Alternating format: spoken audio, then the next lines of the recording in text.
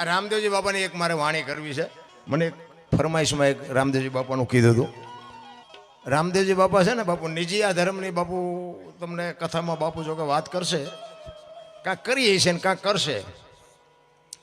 નિજાર ધર્મ હમણાં બેને જે વાણીમાં કીધું હતું ને, જે નિજી આ ધર્મના જતી સતી જેસલ તોરણ રૂપાદે માલદે કતીબ શાહ ઉરમભાઈ લાખો લોયણ જેતો ભગત ખીમડીઓ કોટવાલ ડાલીભાઈ રામદેવજી હાલો હુરો વણવીર ઢોંગો નિરલ કુંભો દાદા ઉગમસિંહ સેલણસિંહ બાપુ આ બધાય ગતના ગોઠી હતા. એ ઊંચ નીચની વાત જ નહોતી, અમીર ગરીબની વાત નહોતી, સ્ત્રી પુરુષની વાત નહોતી. આ બધાય બાપુ ભેદ મટી જાય ને તો મળદા આજે બેઠા થાય. નિજીયા ધર્મની વાત જ બાપુ કઈક જુદી છે. જો પાઠની પરંપરા હતી ને, પહેલો પાઠ બાપુ આ દુનિયામાં પ્રહલાદે કર્યો, બીજા યુગમાં હરિશ્ચંદ્રે કર્યો, ત્રીજા યુગમાં ધર્મરાજાએ કર્યો અને ચોથા યુગમાં બલિરાજાએ કર્યો. એમાં બધું બંધ કર્યું. અત્યારે અપલખણા જેવું નથી, તે દીએ હતા ને કા બંધ હું કામ થાય. એટલે બલિરાજા વખતે કીધું ભાઈ આ બધું બંધ કરી દો, કોઈ ન કહેવાય તમે કાળા છો ધોળા છો, મૂકી દો, આ બધું મૂકી દો. અખિલ બ્રહ્માંડના માલિક કૃષ્ણ પરમાત્માને એમ થયું કે કાલની પેઢીને ખબર કેમ પડશે પાઠ આને કહેવાય. પાઠની પરંપરા ચાલુ રાખવા માટે અખિલ બ્રહ્માંડના માલિકને આ દુનિયામાં અવતાર લેવો તો, પણ ક્યાં લે એવું ઘર તો જોઈએ ને. એમાં કુદરતને કરવું ને અજમલ રાજાને બાપુ દીકરાની ખોટ હતી ને આને આવવાનું હતું. આ બેનો મેળ પડી ગયો. એ અજમલ રાજા કૃષ્ણ પરમાત્માને કહે છે કે તમે મારો દીકરો બનીને આવો. તેથી કૃષ્ણ પરમાત્મા કહે છે સાહેબ સબકા બાપ હે, એ બેટા કિસી કા નાય, બેટા હો કે જન્મે વો સાહેબ નહીં. હું તો આખી દુનિયાનો બાપ છું, હું તારો છોકરો થોડો થાવ, પણ એ કે હું આવીશ ખરો. એ કે દુનિયાને દેખાય કે આ તારો દીકરો એમ, બાકી હું દીકરો થઈને નહીં આવું. અને અખિલ બ્રહ્માંડના માલિકે એને વચન આપીને કીધું કે તારા ઘરે કંકુના પગલાની નિશાની પડે ને તેથી સમજી લેજે કે હું આવી ગયો. ઈ આવ્યા પછી રામદેવજી બાપાએ આની આ પાઠની શરૂઆત કરી. એટલા માટે રામદેવજી બાપા એમ કે છે કે ચોખા ઘીની જોત, ગુગળનો ધૂપ અને ધોળી ધજા. ધોળી ધજા કહે છે પણ ચડાવે છે બધા લીલી ગમે એમ ચડાવતો. મેં સંતો પાસે સાંભળેલી વાત છે આ. પછી આમાં આપણે ઊંડું નથી, ધજા એ ધજા જ કહેવાય. પછી પીળી હોય કે રાતી હોય એમાં કઈ ઉતરવાનું નથી જરૂર. કારણ કે આમાં તો હું છે અમારે માફી પહેલા માંગવી પડે. કારણ કે રામ વનમાં ગયા હતા ને એ બધા કહે છે એટલે હું કહું છું ભાઈ કે રામજી હતી આપણને ખબર નથી, આપણે નહોતા. તમને સારું લાગે તો રાખવાનું, ન પડ્યું રહેવા દેવાનું. આ તો છે ને આનંદ કરવાની વાત છે. 500 રૂપિયાના ભાવના ઘઉં લાવો ને એમાં કાંકરા આવે ને 500 વાળા જ હોય પણ ખવાય નહીં, કાઢી નખાય. એટલે આમાં કઈ કાંકરા જેવું આવે ને કાઢી નખાય. હવે ફોન બોન ન કરતા. અને હું જો કોઈને કહેતો નથી, આ તો બધા વિડીયા મને અહીંયા સુધી લાંબો કર્યો ને કે આનો મને કોઈ શોખ જ નથી. મેં કોઈ દી મારા વિડીયા તમે જોજો એમાં હું કોઈ દી બોલ્યો નહીં હોય કે લાઈક કરો ને કોમેન્ટ કરો ને પૂછડું કરો ને ઢોકળું કરો. ના, એ મને શોખ જ નથી. મારું માથું ઓળેલું હોય તો હોય, મને ખબર નથી. 2 દિવસ દંતીઓ નથી ફેર્યો. મારે કાંઈ દેખાડવું જ નથી. આ જે કંઈ હું કંઈ કરું છું ને ઓલાને સંભળાવું છું ને લાઈક તો એ કરે તેથી ભૂખ ભાંગે. 2 હાથવાળા શું મને દેવાના હતા. હું તો આ જે અંતરથી બાપુ મને જે કાલાવાલા આવડે ને એ તમને કંઈ સારું લગાડવા નથી કરતો. હું તો એને કહું છું કે આખી રાતમાં અમારી એકાદી રાડ સાંભળજે બસ, બીજો કોઈ આપણો ઈરાદો છે નહીં, કોઈ આપણે જરૂર નથી રામ. બાકી મને ખબર છે તમે હા લોહી છે ને બોલી એક ત્યાં હોય પછી તમે નથી બોલાવવાના. હવે એ દરબાર જ્યાં ગયો કે બીજાને કહો બીજાને કહો, એ તમે જ કહેવાના છો. એટલે આપણે કાંઈ એવી કહેવાનો મારો મિનિંગ તમારો ભાવ પ્રેમ છે એને સલામ કરું છું એમાં 100%. પણ કહેવાનો મારો મિનિંગ કે દુનિયા પાસે કઈ વસ્તુની આપણને અપેક્ષા નથી. મારો દીકરો મારી હારે છે, અમે 2 બાપ દીકરો. મારો દીકરો ગાય છે, તમે બાપુ સારા કલાકારને ભૂલી જાઓ. હું મારા દીકરાના બાપુ વખાણ કરવા એ બાપનો ધર્મ જ નથી. પણ એને સમયની અનુકૂળતા છે 2 ભજન આપણે ગૌરવશું. પણ તમે જુઓ, જો ટાઈમની અનુકૂળતા હોય તો આપણે, હું તમને રિક્વેસ્ટ નથી કરતો કે આ એમના દીકરાને બહાર પાડવાનું ના, ગાડી હાંકીને આવ્યો છો પાછું, એવું કંઈ એવું છે નહીં. હું હાસવી ન શકું ને એટલી મને સંપત્તિ ઘરે આપી. વાહન મકાન ઘોડાન ગાયોન ભેંસુન કાંઈ ઘટતું નથી. આ હિલોળા કરવા નીકળું છું. તમે કદાચ આમાં મને 25,000 50,000 લાખ રૂપિયા આપો, મારા બૂસ માર્યા છે લ્યો, કાંઈ મને ખાઈ નથી ફેર પડ્યો. એવી વાત જ નથી. પણ મારો કહેવાનો મિનિંગ એ છે કે જે ભાવ ને પ્રેમ છે ને પ્રેમ છે 8 અક્ષરનો મંત્ર છે. પ્રેમ હોય અહીંયા મારા નાથને પ્રગટ થવું પડે. અહીંયા એક તમારો ને મારો જો પ્રેમ હોય ને તો તમારે ઘડિયાળમાં ન જોવું પડે ને બંગાવું ન આવે. તમારી મારી બાપુ એકાકાર થઈ જાય. કેવું ન પડે જય બોલો એની મજા છે. એટલા માટે ઈશ્વરને બાપુ પ્રેમ છે ને અહીંયા પ્રગટ થયો છે. કોઈએ રૂપિયા ખવડાવી નથી બોલાયો. નરસિંહ મહેતા એ મીરાબાઈ એ જલારામે પૈસા નથી ખવડાવ્યા. આપણા જેવા કઈ તેથી ભૂખ્યા નહોતા કે આટલા પૈસા દેતા આવું. ખાલી એક ડાળ ને રોટલો ખવડાયો પ્રેમથી અહીંયા બાપુ લાંબો થયો છે. કાઠિયાવાડીમાં કોકદી તું ભૂલો પડી જા ભગવાન, એક વાર થઈ જા મહેમાન તો સ્વર્ગ ભૂલાવી દો. આ તમારું અમરેલી મૂળદાસની વાત બાપુ આખી દુનિયા જાણે છે. તમે જોવો તો ખરા, તમારી મારી તાકાત છે. પણ અખિલ બ્રહ્માંડના માલિકને ચિત્તની શાંતિ, મનની પ્રશંસા, દિલની દાતારી, ઘુમડાની રોજ અને ટાઢિયા તાવની ટાઢ માલિકોરથી આવે. તમારે કોકનું ભલું કરવું છે એવું અંદરથી નક્કી થવું જોઈએ. પણ આપણે એક જ વાત છે, ગાયે સડ્યો નથી, ઉલાળ્યો કર્યો નથી. આમાં હારું ચેદી કરવાના, એની મજા જ કંઈક જુદી છે. ભાવથી, પ્રેમથી, મોજથી ઈ રામદેવજી બાપાએ આ પાઠની પરંપરા ચાલુ રાખીને કીધું કે બીજી કાંઈ વાત કરવાની નહીં, ચોખા ઘીની હુકડી કરવાની, જોત ઉપર ભરોસો રાખવાનો. તમને બાપુ ભરોસો હોય કે ન હોય, અમને ભરોસો છે કે આમાં ગમે એ રૂપે ક્યાંક આવીને બેઠો હોય 100%ની વાત. એને કીધું છે કે જોત કરી, ધજા ચડાવી અને મારા નામના 5 ગણા ગૌરવજો. હું કોઈ પણ સ્વરૂપે આવીને હાજરી આપીશ, બાકી હું તમને પ્રત્યક્ષ નહીં મળું. આ વાત ક્યારે કરેલી? સ્વધામ જ્યારે જવાનો સમય થયો બાપુ. જો વાણી જ્યાં જ્યાં બની છે ને, જ્યાં જ્યાં ભજન બન્યા છે ને, અહીંયા વાતું પડી છે. એમના ભજન બને નહીં. અને જો એમ ભજન બનતા હોય ને તો તમે બધા બુદ્ધિશાળી છો. એકાદું ભજન બનાવીને બજારમાં મૂકો, જો હાલે નો હાલે. ઓલી જાગરે માલણ જાગ જીનપા કાન કરો એને સંભળાતું હતું ને, સંભળાય અત્યારે છે. આપણું બનાવેલું હતું. આ હજારો વર્ષથી હાલ્યું આવશે, અભાવ આવે છે. આ બાપુ પોતે સંતોએ અનુભવ કરીને ક્યાં શું પીડ્યું છે એનું પરફેક્ટ કરીને તમને મને આપ્યું છે. પણ અત્યારે ખોટું હાલે છે, સાચું નથી હાલતું. લ્યો તમે જુઓ ને, ચોખ્ખું ઘી લઈને આમ બજારમાં રાયડું પાડજો. ચોખ્ખું ઘી છે, ચોખ્ખું ઘી ખપે જ મને કહેજો. દારૂ બાવળિયામાં પીપળે ખૂટી રહેશે. દારૂ તો બાવળિયામાં જ વેસાય ને, એની કઈ જાહેરાત કરાય તો એ પીપળા ખૂટી રહેશે. 2 કિલો ઘી નથી ખપતું. એટલે આપણે ખોટું કરવું એવી મારી વાત નથી. કહેવાનો મારો મિનિંગ શું છે કે ખોટાનો સમય છે. બાકી કિંમત તો જે ઓલાની હોય ને એ જ હોય. એ ઓલા કિંમતમાં એ ન મળે. એટલે રામદેવજી બાપાને સ્વધામ જવાનું થયું ત્યારે એમના કુટુંબ પરિવારને ભેગું કર્યું. શું કામ? હરભુજીને એમને વચન આપેલું કે હું તને મળ્યા સિવાયનો જઈશ નહીં. સમય સંજોગ અનુસાર બાપુ સમય આવી ગયો અને બેયને મળાણું નહીં. માસીના દીકરા ભાઈ થાય હરભુજી, મળાણું નહીં. અને આયા રામદેવજી બાપાને એમ થયું કે મારે એને મળવું પડશે. અને આવડા અમને જો ખબર પડશે ને કે આ એમને મળવા હાટું સમાધિમાંથી બહાર નીકળ્યા તો આવડા ખોદવાના.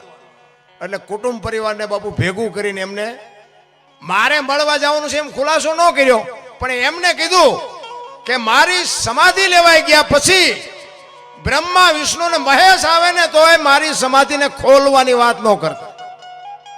અને આ ત્રીજી પેઢીએ પીર પાકશે. તમે મારી વાત ઉપર ભરોસો રાખજો, મારા વચન ઉપર વિશ્વાસ રાખજો. અને બધા સહમત થયા કે કાંઈ વાંધો નહીં. સમય પ્રમાણે રામદેવજી બાપાની સમાધિ દેવાઈ ગઈ. અને આ વાત ઉડતી હરભુજીના કાને પડી.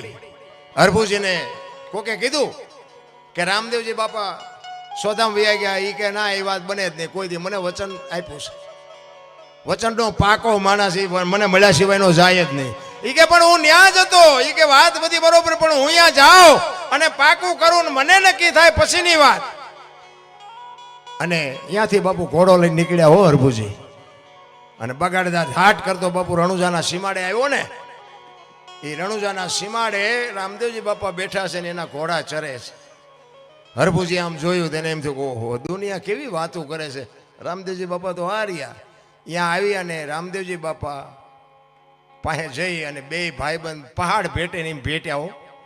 અને રામદેવજી બાપાને હરભુજી કહે છે કે મેં તો આવી વાત સાંભળી હતી એ કે ભાઈ જગત છે ગમે એ બોલે બે બે આપણે ઘણા ટાઈમથી કહુંબો નથી પીધો કહુંબો બનાય એ વખતે બાપુ હરભુજી આ વાણી ગાયેલી કઈ હું તમને વાણી સંભળાવું.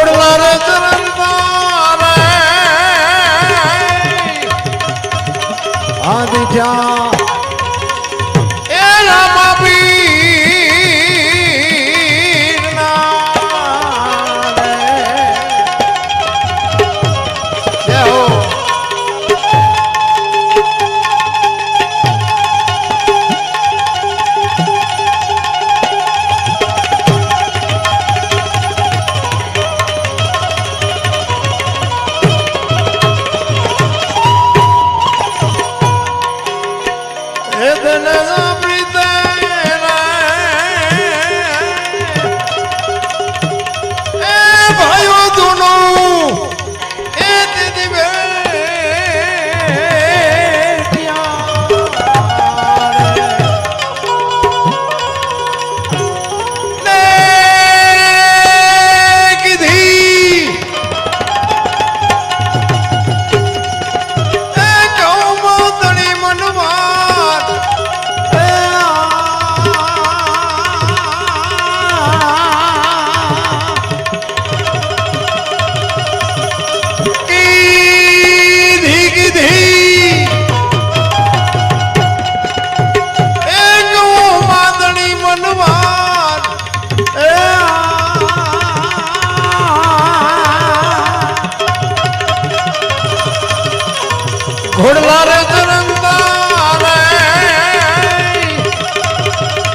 આદિ જા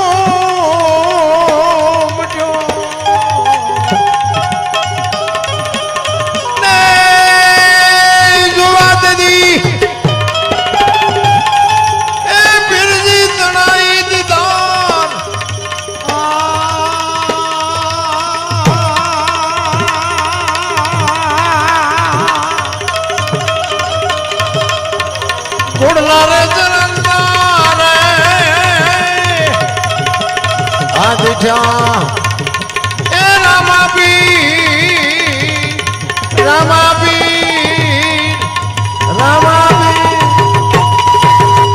બે ભાઈબંધ બાપુ ભેટ્યા ને પછી કહુંબો પડ્યો કહુંબો પીધો અને સમાધિમાં મૂકેલી વસ્તુ હતી રતન કટોરો અમલની ડાબલી વીર ગેડીઓ અને પામરી આ ચાર વસ્તુ મૂકી હતી રામદેવજી બાપાએ હરભુજીને આપીને કીધું કે તમે જાઓ ગામમાં.